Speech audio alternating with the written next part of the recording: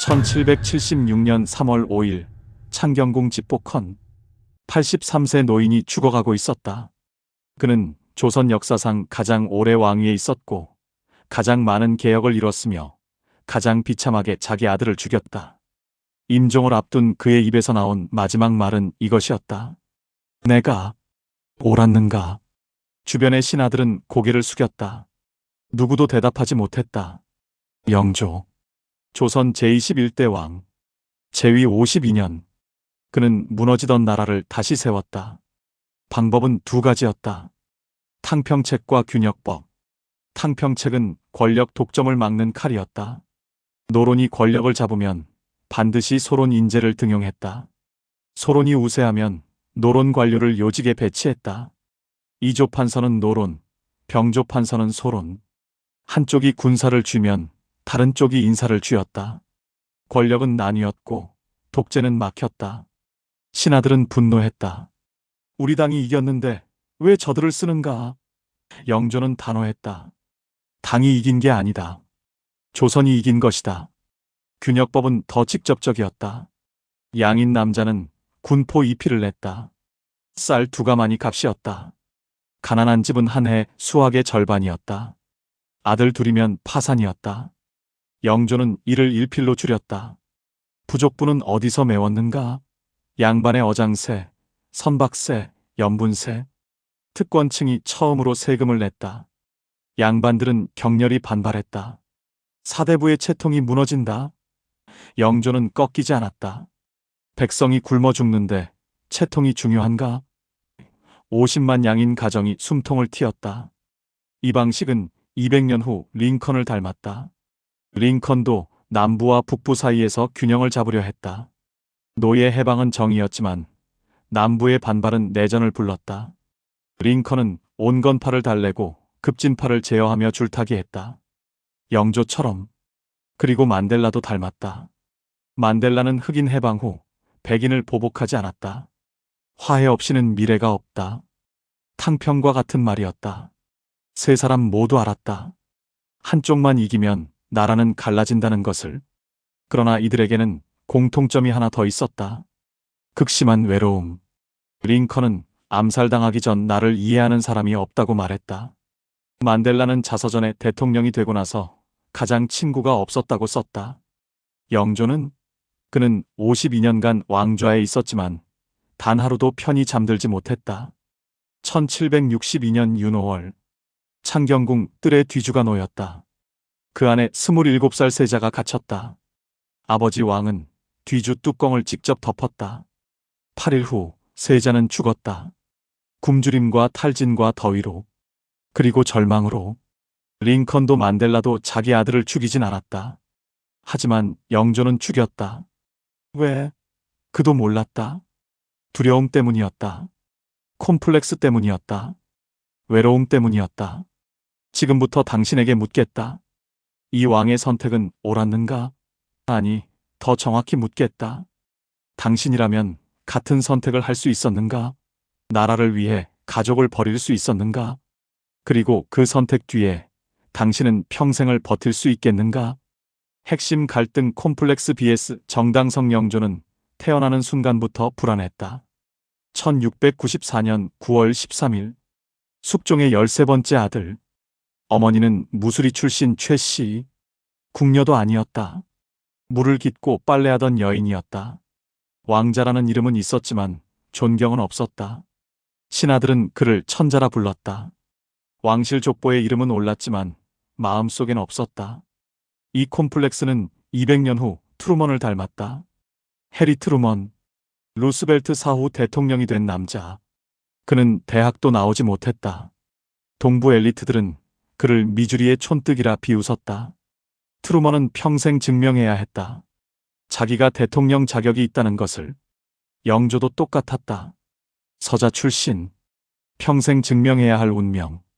1720년 형 경종이 즉위했다.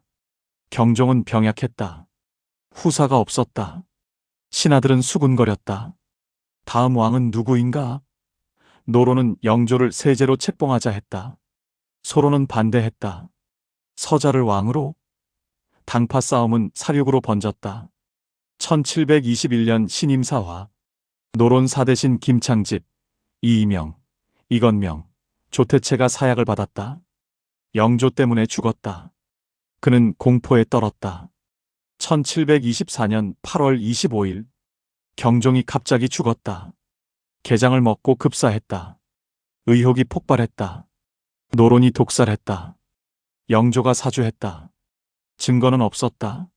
하지만 의심은 사실보다 강했다. 영조는 형의 빈전 앞에서 울었다. 3년상을 입었다. 진심이었는지 연기였는지 본인도 알 수 없었다. 그렇게 그는 왕이 되었다. 31세 조선 제21대 왕. 즉위 1년 만에 반란이 일어났다. 1728년 3월 이인좌의 난. 청주성이 함락됐다. 반군은 4만 명. 그들의 명분은 단순했다. 영조는 숙종의 진짜 아들이 아니다. 천비의 자식이. 어찌 왕이 되느냐? 경종을 독살한 역적이다. 영조는 직접 군사를 이끌었다. 반란은 한 달 만에 진압됐다. 이인좌와 정희량은 참수됐다. 하지만 소문은 진압되지 않았다. 백성들은 속삭였다. 저 왕은 형을 죽이고 올라앉았다. 영조는 귀가 있었다. 모든 소문을 들었다. 참을 수 없었지만 참아야 했다.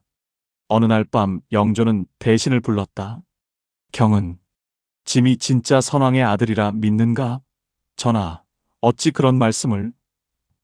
대답하라. 믿는가, 믿지 않는가? 신은 전하의 신하일 뿐입니다. 그것은 대답이 아니다. 전하께서는 왕이십니다. 그것으로 충분합니다. 충분하다고? 믿지 않으면서 섬기는 것이 충분한가? 신은 조선을 섬길 뿐입니다. 영조는 웃었다. 쓴 웃음이었다. 그는 알았다. 신하들이 섬기는 건 자기가 아니었다. 왕이었다. 시스템이었다. 다른 대안이 없기 때문이었다. 트루먼이 나는 우연히 대통령이 됐다고 말했듯 영조도 우연히 왕이 됐다. 필연이 아니라 속어법이었다. 그날 밤부터 영조는 매일 거울을 봤다. 나는 왕이다. 나는 왕이어야 한다. 하루에 100번씩 주문을 걸었다. 하지만 거울 속 눈빛은 늘 불안했다. 그는 선왕실록을 읽었다. 태종, 세조, 연산군, 의심받던 왕들의 기록을. 그들은 어떻게 버텼는가? 답은 하나였다. 완벽해야 한다. 흠이 있으면 안 된다. 영조는 스스로를 채찍질했다. 새벽 4시에 일어났다. 밤 12시에 잤다. 하루 20시간을 정무에 바쳤다. 신하들이 놀랐다. 전하, 휴식을 취하셔야. 영조는 거절했다. 짐은 쉴 자격이 없다. 이 강박은 그를 명군으로 만들었다. 하지만 동시에 지독한 아버지로 만들었다. 트루먼은 훗날 회고했다. 나는 평생 증명했다. 그러나 끝까지 의심받았다. 영조도 똑같았다. 52년을 왕으로 살았다. 하지만 죽는 날까지 증명해야 했다. 콤플렉스는 왕관보다 무거웠다. 그리고 그 무게는 훗날 아들을 짓눌렀다. 핵심 갈등 왕권 vs 신권. 영조가 왕이 된 조선은 이미 무너지고 있었다. 나라를 움직이는 건 왕이 아니었다. 노론과 소론이었다. 1575년 동인서인 분당 이후 150년. 붕당 정치는 썩어 문드러졌다. 이제는 당쟁이 아니라 당살이었다. 한쪽이 집권하면 다른 쪽은 죽었다. 이등은 없었다. 패배는 곧 사약이었다. 1721년 신임사화. 노론 사대신이 죽었다. 1722년 이민옥사. 소론 200여 명이 숙청됐다. 1694년 갑술환국. 1701년 신사환국. 1722년 이민환국. 환국이라는 단어는 권력이 바뀐다는 뜻이었다. 실제로는 사람이 죽는다는 뜻이었다. 조선의 인재들은 학문을 연구하지 않았다. 생존을 연구했다. 영조는 이 악순환을 봤다. 어당이 집권한다. 비당을 숙청한다. 5년 후 환국. 비당이 집권한다. 어당을 숙청한다. 그리고 또다시 환국. 조선은 인재를 잃었다. 당만 남았다. 이 시스템은 1930년대 독일을 닮았다. 바이마르 공화국. 좌파와 우파가 극단으로 치달았다. 중도는 사라졌다. 결국 히틀러가 왔다. 영조는 조선의 히틀러를 원치 않았다. 그는 결단했다. 탕평이다. 탕평은 평평하게 한다는 뜻이었다. 한쪽을 밀어주지 않는다. 양쪽을 견제한다. 구체적 방법은 이랬다. 이조판서는 노론, 병조판서는 소론. 한쪽이 인사권을 쥐면 다른 쪽이 군권을 쥔다. 형조판서는 노론, 호조판서는 소론. 한쪽이 법을 쥐면 다른 쪽이 돈줄을 쥔다. 권력은 분산됐다. 독재는 불가능했다. 신하들은 분노했다. 전하, 우리 당이 이겼습니다. 왜 저들을 쓰십니까? 당이 이긴 게 아니다. 조선이 이긴 것이다. 저들은 역적의 무리입니다. 경들도 10년 전엔 역적이었다. 누가 역적인가는 권력이 정한다. 전하, 이러시면 나라가 망합니다. 당 하나가 권력을 독점하면 그때 진짜 망한다. 영조는 꺾이지 않았다. 1742년 그는 탕평비를 세웠다. 비석은 성균관 앞에 섰다. 새겨진 글귀 군자무당 마이너스 군자는 당을 찢지 않는다. 영조는 이 비석 앞에서 맹세했다. 나는 어느 당에도 속하지 않는다. 이 방식은 처칠을 닮았다. 2차 대전 중 처칠은 연립정부를 꾸렸다. 보수당 처칠이 총리, 노동당 애틀리가 부총리. 적이 연합했다.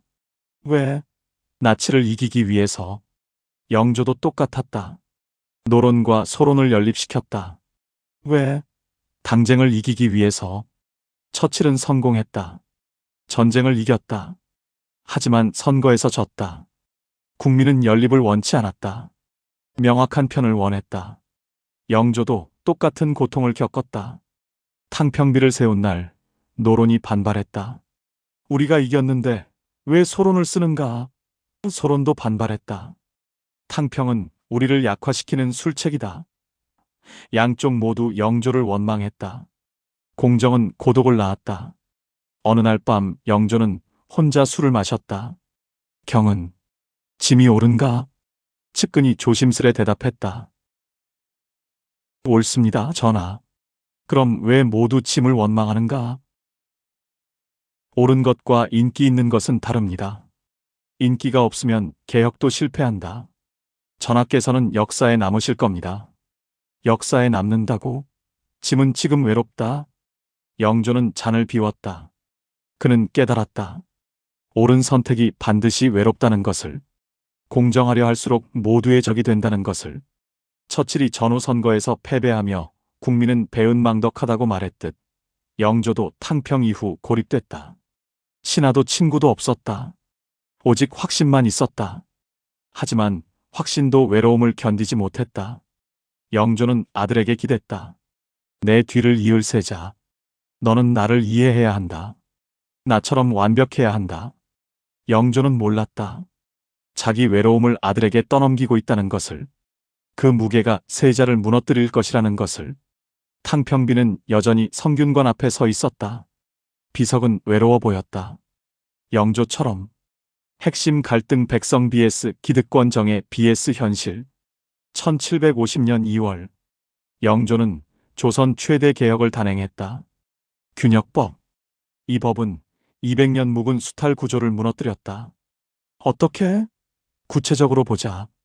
경기도 양주의 한 농가. 아버지와 아들 둘. 이들은 매년 군포 사피를 냈다. 쌀 8가마니 값이었다. 한 해 수확이 15가마니. 절반 이상을 세금으로 냈다. 먹고 살 수 없었다. 더 끔찍한 건 백골징포였다. 아버지가 죽었다.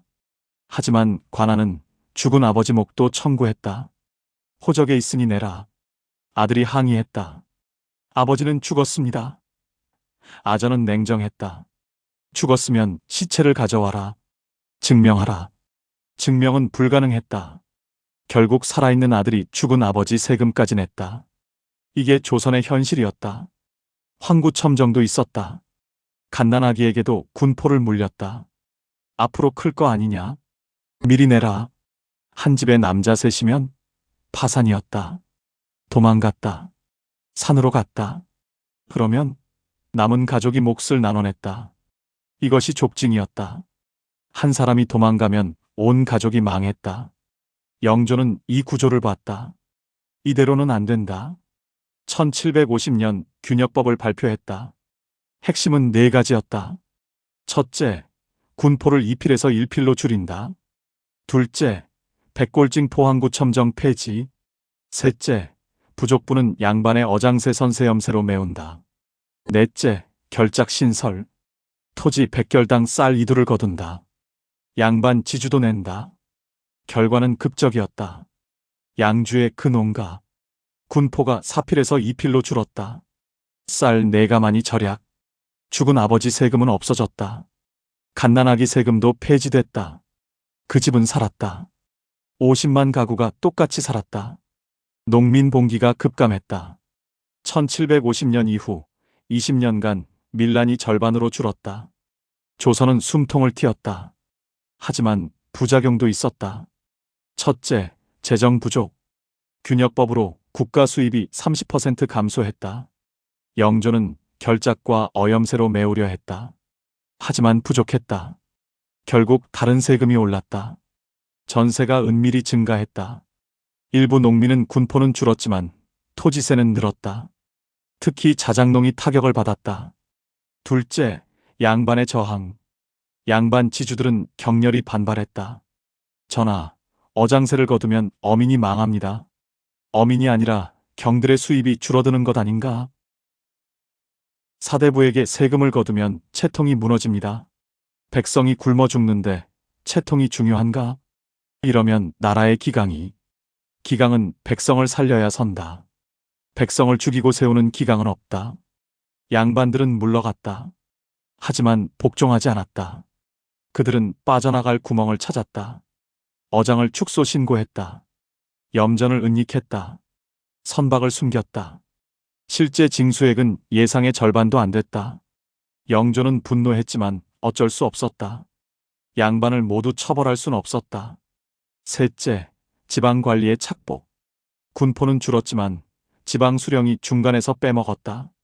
1필만 내라 했는데 수령은 1.5필을 거뒀다. 차액은 자기 주머니로. 백성은 여전히 수탈당했다. 영조가 암행어사를 보냈다. 적발됐다. 파직됐다. 하지만 다음 수령도 똑같이 했다. 시스템을 바꿔도 사람이 안 바뀌면 소용없었다. 넷째, 군사력 약화 우려. 군포 수입이 줄자 군대 유지가 어려워졌다. 변방 수비가 약화됐다. 신하들이 경고했다. 청나라가 쳐들어오면 어찌하시렵니까? 영조는 대답했다. 백성이 다 죽으면 누가 싸우겠는가? 그는 도박을 했다. 군사력보다 민심을 택했다. 이 방식은 루스벨트의 뉴딜과 닮았다. 1933년 뉴딜도 똑같은 문제를 겪었다. 부자 증세로 재정을 메우려 했다. 하지만 부족했다. 결국 국채를 발행했다. 빚이 늘었다. 보수파는 비난했다. 재정 파탄이다. 루스벨트는 답했다. 국민이 먼저다. 빚은 나중 문제다. 영조도 똑같았다. 재정보다 백성을 택했다. 하지만 차이가 있었다. 루스벨트는 의회의 지지를 받았다. 민주당이 압도적 다수였다. 영조는 조정 전체가 반대파였다. 노론도 소론도 균역법을 싫어했다. 영조는 혼자 싸웠다. 어느 날 영조는 암행으로 시장에 갔다. 한 농부가 말했다. 균역법 덕에 올해는 굶지 않겠소. 하지만 수령이 여전히 뜯어간다던데. 그래도 예전보단 낫소. 임금님 마음은 고맙소. 영조는 돌아왔다. 그날 밤 일기를 썼다. 법은 만들었다. 하지만 지켜지지 않는다. 왕의 뜻이 백성에게 닿지 않는다. 짐은 무력하다. 그는 좌절했다. 균역법은 성공이었지만 완전한 성공은 아니었다. 타협이 산물이었다. 루스벨트는 말년의 개혁은 완벽하지 않다. 하지만 안 하는 것보단 낫다고 했다. 영조도 똑같이 생각했다. 균역법은 불완전했다. 하지만 안 하는 것보단 나았다. 50만 가구가 살았다. 그것으로 충분했다. 아니, 충분하다고 믿어야 했다. 균역법 비석은 지금도 남아있다. 백성을 살린 법. 그러나 그 비석은 말하지 않는다. 이면의 진실을, 구조를 바꿔도 사람이 안 바뀌면 세상은 그대로라는 것을. 영조는 이걸 배웠다. 그리고 절망했다. 그 절망이 훗날 아들에게로 향했다. 핵심 갈등 기대 vs 현실 세습된 불안. 1735년 1월 21일 사도세자가 태어났다. 영조는 42세였다. 첫 아들 효장세자는 일찍 죽었다. 이 아들이 마지막 기회였다.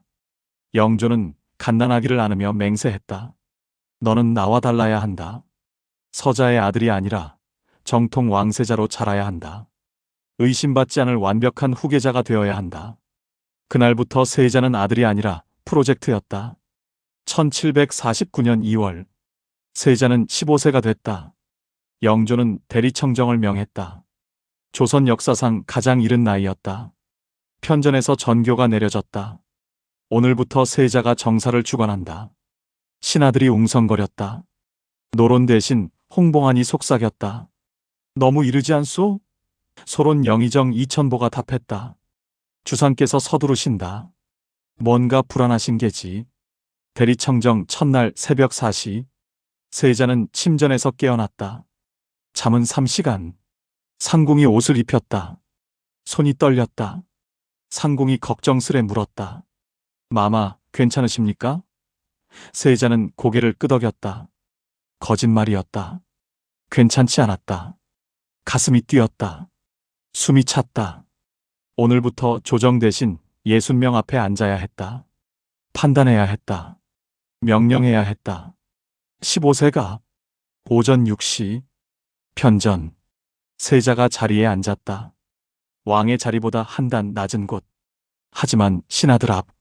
대신들이 절했다. 세자 저하 천세. 세자는 떨리는 목소리로 답했다. 평신. 봐라. 목소리가 갈라졌다.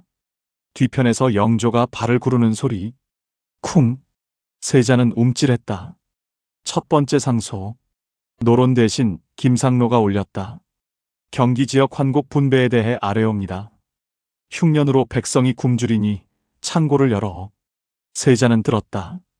이해했다. 그러나 대답하지 못했다. 뭐라 해야 하는가? 승인하면 호조의 반발. 거부하면 백성의 원망. 중간은 양쪽 불만. 세자는 입을 열었다 닫았다. 영조가 뒤에서 나섰다. 세자, 대체 무엇을 망설이느냐? 아, 아바마마. 소자는 무엇이냐? 결단하라. 왕이 되려면. 죄송합니다. 죄송하다고? 국사가 죄송하다고 해결되느냐? 조정이 숨을 죽였다. 대신들이 고개를 숙였다.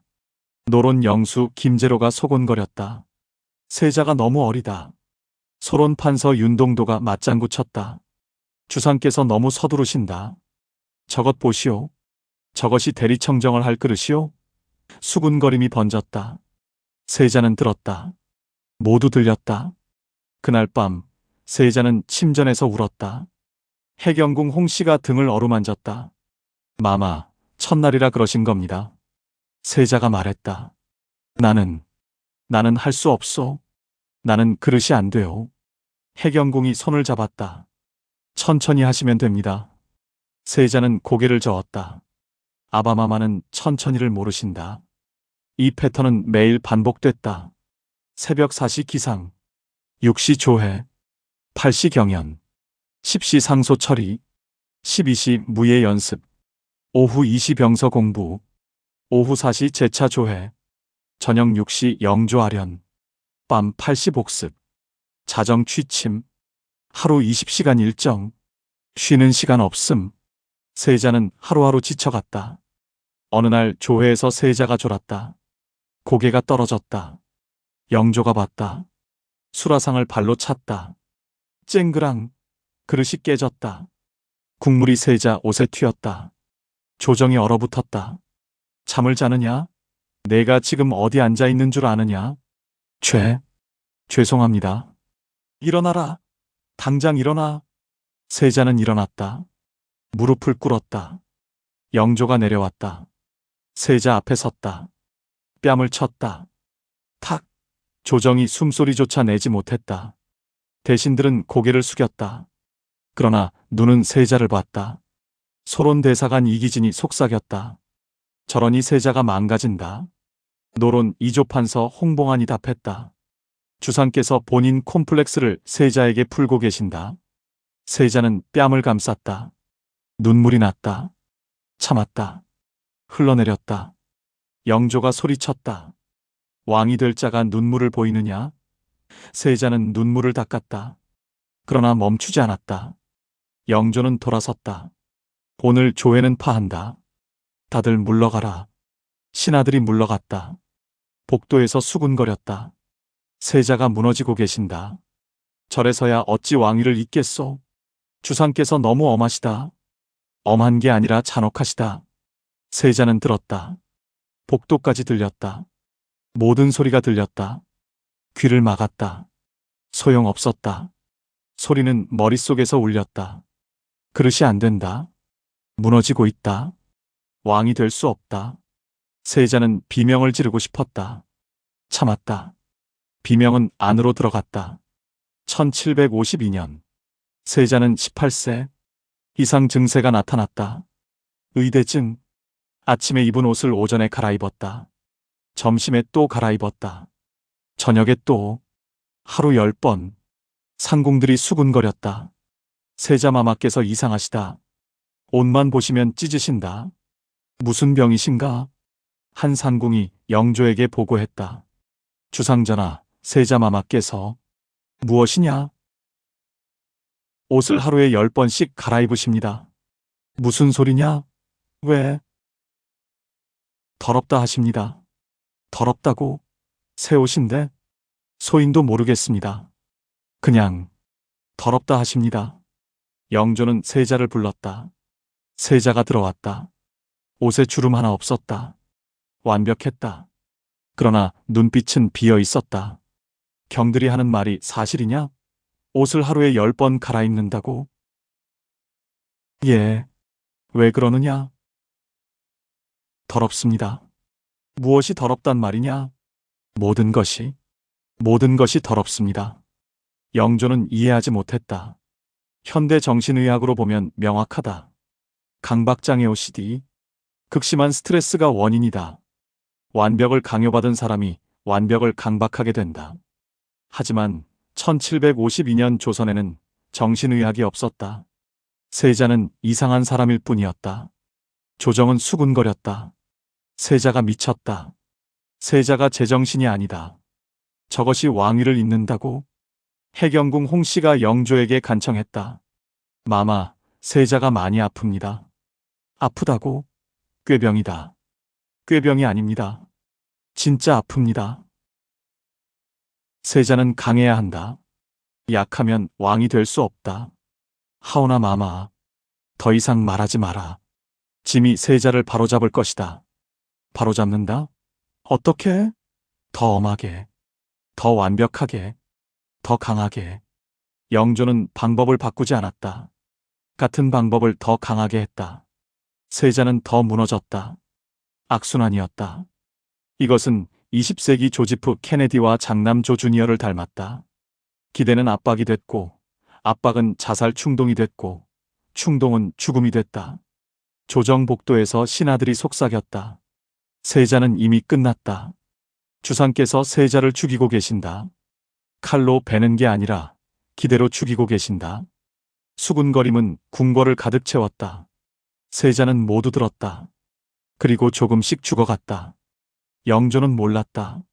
자기가 칼이라는 것을. 핵심 갈등병 BS 반역 치료 BS 처벌. 1758년 8월. 창경궁에서 비명이 들렸다. 궁녀가 죽었다. 세자가 죽였다.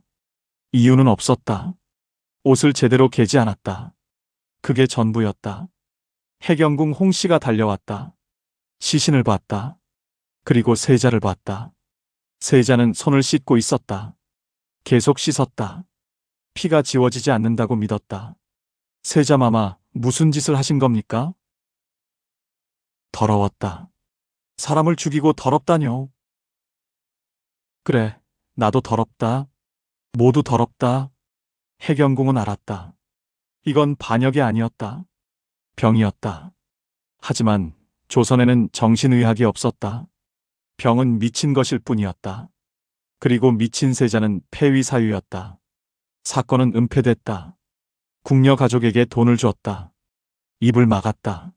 하지만 소문은 퍼졌다. 세자가 사람을 죽였다. 세자가 미쳤다. 영조의 귀에도 들어갔다. 영조는 세자를 불렀다. 경들이 하는 말이 사실이냐? 무슨 말씀이십니까? 궁녀를 죽였다는 말이다. 세자는 대답하지 않았다. 영조가 소리쳤다. 대답하라. 사실이냐? 예. 왜 죽였느냐? 더러웠습니다. 더럽다고 사람을 죽이느냐? 너는 미쳤구나. 예, 저는 미쳤습니다. 영조는 멈췄다. 세자의 눈빛이 비어 있었다. 항변도 변명도 없었다. 그저 인정했다. 나는 미쳤다. 영조는 섬뜩했다. 이건 반역이 아니었다. 포기였다. 현대 정신의학으로 보면 명확하다. 사도세자는 심각한 강박장애와 외상 후 스트레스 장애 PTSD를 겪었다. 증상은 세 가지였다. 첫째, 의대증. 하루 수십 번 옷을 갈아입는 강박. 둘째, 결벽증. 모든 것이 더럽다고 믿는 망상. 셋째, 폭력 충동. 스트레스가 극에 달하면 타인을 해치는 행동. 이것은 19세기 바이에른의 루트비히 2세와 닮았다. 루트비히 2세는 예술을 사랑한 왕이었다. 하지만 정신질환을 앓았다. 환청을 들었다. 성을 짓는 데 집착했다. 신하들은 그를 미친 왕이라 불렀다. 1886년 그는 폐위됐다. 다음 날 호수에서 시신으로 발견됐다. 자살인지 타살인지 불명. 치료받지 못한 정신질환의 비극이었다. 사도세자도 똑같았다. 1760년 이후 증세가 급격히 악화됐다. 궁녀 살해는 계속됐다. 기록에 남은 것만 10건. 실제로는 더 많았을 것이다. 환관도 죽였다. 말대꾸했다는 이유였다. 세자는 이제 통제 불능이었다. 영조는 갈림길에 섰다. 치료할 것인가, 처벌할 것인가? 하지만 선택지는 없었다. 조선에는 정신병원이 없었다. 약도 없었다. 상담도 없었다. 유일한 방법은 가두는 것뿐이었다. 그러나 세자를 가두면 왕실의 수치였다. 다음 왕이 미쳤다는 소문은 조선을 무너뜨렸다. 1762년 5월 나경원의 고변서가 올라왔다. 세자가 역모를 꾸민다. 증거는 없었다. 하지만 영조는 믿었다. 아니, 믿고 싶었다. 세자가 미친 것보다 역적이 낫다고 생각했다. 역적은 처벌하면 끝이다. 미친 사람은 끝이 없었다. 해경궁 홍씨가 무릎 꿇었다. 마마, 세자는 역모를 꾸민 게 아닙니다. 그럼 무엇이냐? 아픕니다. 치료가 필요합니다. 치료? 사람을 죽이는 자를 어찌 치료하느냐? 병입니다, 마마. 병을 치료해야 합니다. 병이 아니다. 악이다. 악은 제거해야 한다. 영조는 결단했다. 세자는 병자가 아니라 역적이었다. 치료가 아니라 처벌을 받아야 했다. 이 결정은 편했다. 병은 복잡하다. 역모는 단순하다. 영조는 단순함을 택했다. 그리고 그 단순함이 뒤줄을 열었다. 누가 미쳤는가? 세자인가? 영조인가? 아니면 둘 다인가? 현대 정신의학자들은 말한다. 세대 간 트라우마 전이. 영조의 콤플렉스가 세자의 강박이 됐다. 영조의 불안이 세자의 폭력이 됐다. 병은 대물림됐다. 그리고 조선은 그 병을 치료할 수 없었다.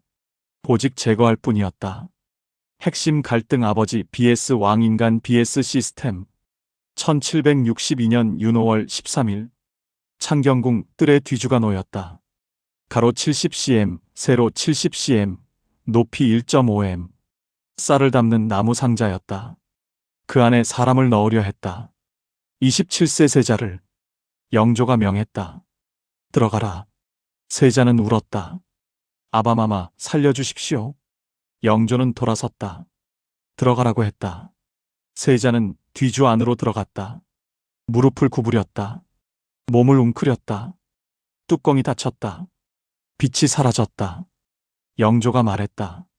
못을 박아라. 환관이 망치를 들었다. 못을 박았다.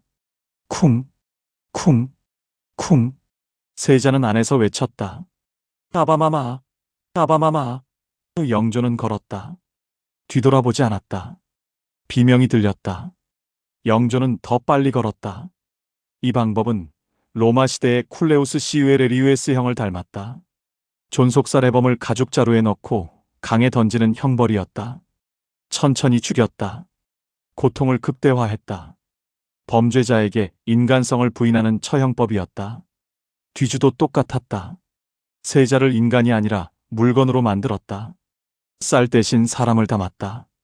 첫째 날, 세자는 소리쳤다. 나를 꺼내달라. 뒤주가 흔들렸다. 환관들이 지켰다. 아무도 꺼내주지 않았다. 해경궁 홍씨가 뒤주 앞에 엎드렸다. 마마, 제발 세자를 꺼내주십시오. 영조는 대답하지 않았다. 밤이 왔다. 비명이 계속됐다. 영조는 잠들지 못했다. 둘째 날, 세자의 목소리가 약해졌다. 물을 주십시오. 해경궁이 물을 가져왔다. 뚜껑을 열려 했다. 영조가 막았다. 물을 주지 마라. 마마, 사람이 죽습니다. 그래야 한다. 마마, 아드님입니다. 당신의 아들입니다. 아들이 아니다. 역적이다. 역적이 아닙니다. 아픈 겁니다. 영조는 돌아섰다. 대답하지 않았다. 해경궁은 무너졌다. 울었다. 하지만 물을 주지 못했다. 왕명이었다.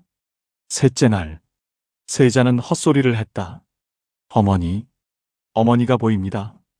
환청이었다. 탈수와 탈진이 시작됐다. 뒤주 안온도는 40도를 넘었다. 5월 말 더위, 밀폐된 상자. 세자는 익어가고 있었다. 영조는 뒤주에서 10보 떨어진 곳에 섰다. 보고 있었다. 신하가 물었다. 전하, 그만 끝내십시오. 아직이다. 사람이 죽습니다. 죽어야 한다. 이것이 법이다. 하오나 전하, 물러가라. 더 이상 말하지 마라. 신하는 물러갔다. 영조는 혼자 남았다. 뒤주를 봤다. 떨리는 손으로 담배를 피웠다. 재떨이가 가득 찼다. 그는 밤새 담배를 피웠다. 잠들지 못했다. 넷째 날, 소리가 멎었다. 세자는 말하지 못했다. 목이 탔다. 입술이 갈라졌다. 피가 났다. 뒤주 안에서 긁는 소리가 들렸다. 손톱으로 나무를 긁는 소리. 해경궁이 다시 왔다. 마마, 제발 멈춰 주십시오. 영조는 대답하지 않았다. 그의 눈에서 눈물이 흘렀다. 하지만 명령을 바꾸지 않았다. 해경궁이 소리쳤다. 당신은 왕입니다. 왕은 무엇이든 할 수 있습니다. 왕은 아무것도 못한다. 무슨 말씀입니까? 왕은 법을 따라야 한다. 왕이 법을 어기면 법이 무너진다. 그럼 사람은 어찌 됩니까? 사람보다 법이 먼저다. 이 논리는 소크라테스의 죽음을 닮았다. 기원전 399년 소크라테스는 사형 선고를 받았다. 제자들이 탈출을 권했다. 소크라테스는 거부했다. 법을 어기면 안 된다. 그는 독배를 마셨다. 사람보다 법을 택했다. 영조도 똑같았다. 아들보다 왕위를 택했다. 인간보다 시스템을 택했다. 다섯째 날, 뒤주에서 악취가 났다. 배설물. 세자는 통제력을 잃었다. 여섯째 날, 신음소리. 일곱째 날, 침묵. 여덟째 날 새벽, 환관이 보고했다. 전하, 세자가. 영조는 고개를 끄덕였다. 알고 있었다. 뒤주를 열었다. 세자는 웅크린 채로 죽어 있었다. 눈은 뜨고 있었다. 아버지를 보고 있었다. 영조는 그 눈을 봤다. 그리고 뒤주 뚜껑을 다시 덮었다. 치워라. 그날 밤 영조는 혼자 술을 마셨다. 한 병, 두 병, 세 병. 취하지 않았다. 아들의 눈이 계속 보였다. 그 눈빛이 원망도 분노도 아니었다. 그저 묻고 있었다. 아바마마 왜입니까? 영조는 대답하지 못했다. 왜? 그도 몰랐다. 핵심 갈등 승자 없는 결말 생존의 대가. 1762년 윤호월 21일 사도세자가 죽었다. 영조는 살았다. 왕위는 지켜졌다. 조선은 안정됐다. 표면적으로는. 하지만 그날부터 영조는 매일 죽었다. 산채로 죽는 14년이 시작됐다. 장례는 조용히 치러졌다. 세자가 아니라 서인으로 강등됐다. 사도라는 시호도 나중에 붙었다. 장지는 양주 배봉산. 왕릉이 아니라 묘였다. 비석에는 이렇게만 적혔다.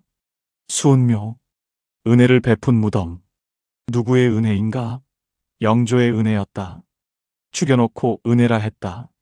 장례를 마치고 돌아온 날 밤, 영조는 혼자 술을 마셨다. 한 잔, 두 잔, 10잔. 취하지 않았다. 머릿속이 맑았다. 너무 맑았다. 뒤주 앞 세자의 마지막 말이 들렸다. 아바마마, 살려주십시오. 영조는 귀를 막았다. 소용없었다. 목소리는 안에서 울렸다. 다음 날 새벽, 환관이 보고했다.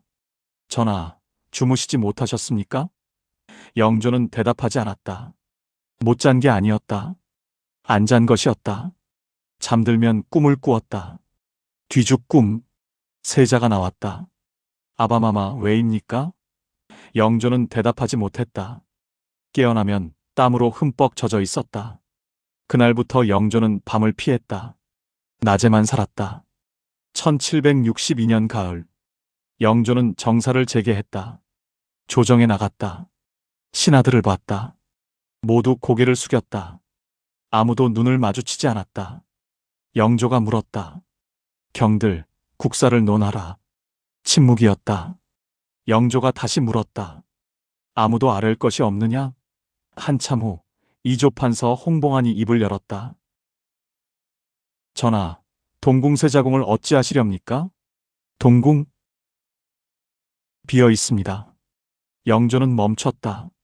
동궁, 세자의 처소, 비어 있다. 영조는 대답하지 못했다.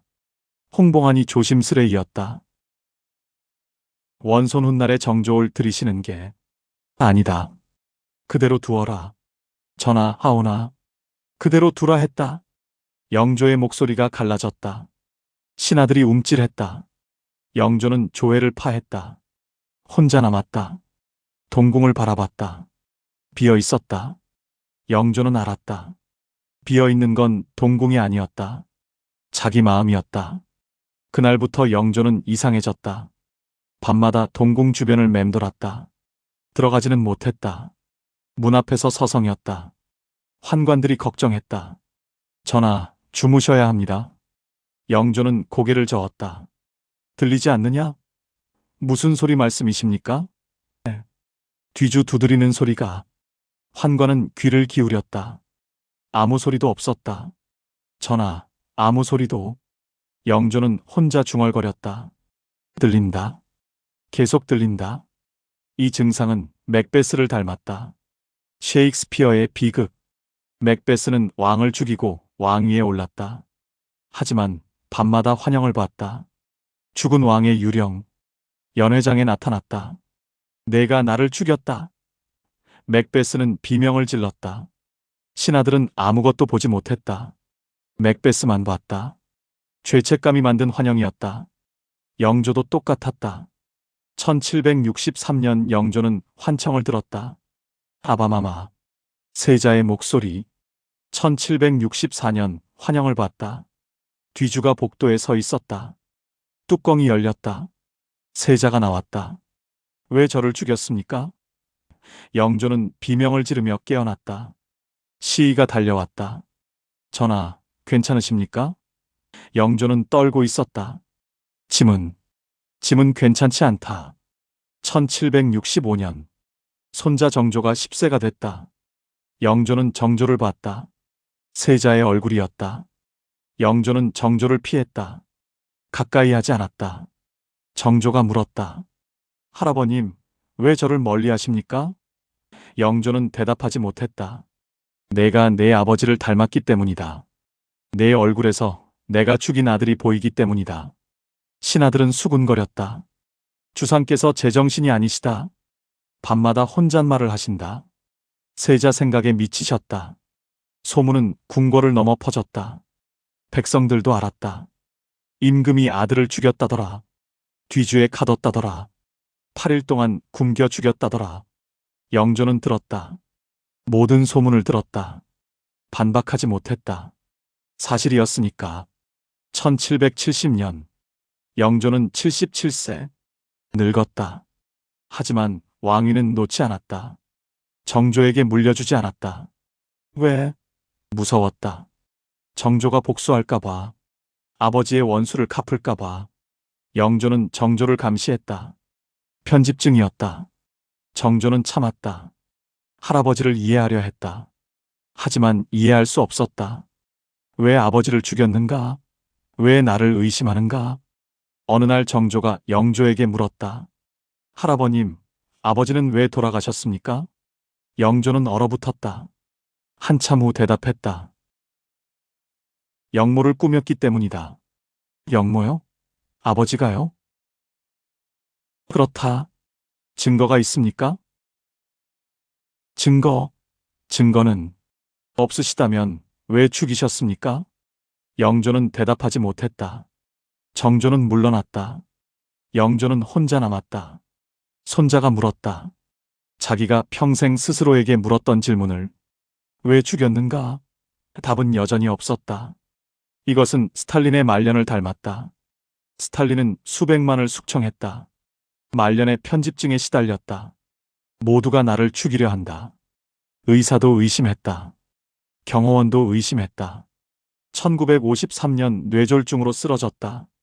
측근들이 두려워 구하지 않았다. 스탈린은 홀로 죽었다. 영조도 똑같았다. 모두를 의심했다. 아무도 믿지 못했다. 왕위는 지켰지만 마음은 잃었다. 1776년 3월 영조는 임종을 앞뒀다.